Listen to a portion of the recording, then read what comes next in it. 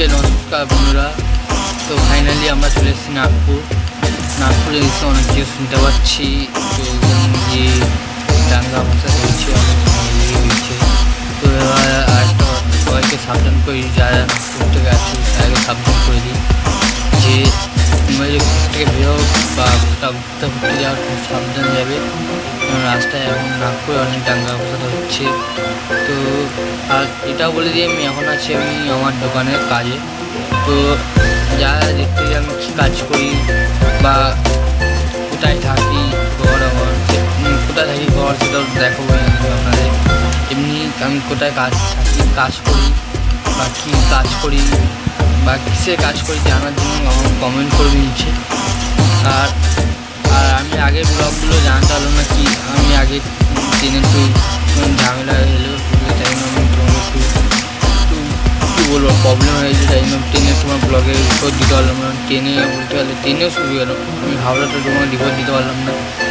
তো যারা আমাকে ভালোবাসো বা আমাকে দেখতে ভালো লাগছে কমেন্ট করবে। আর এটাও বলে দিই যে তোমরা যে আমাকে এত ভালোবাসা দাও, তার জন্য ধন্যবাদ সবাইকে। আর আমার সঙ্গে জুড়ে থাকো, তোমাকে আরও বড় বড় ব্লগ দেখাবো, আরও ভালো ভালো জায়গা দেখাবো নাগপুরে ঘোরার।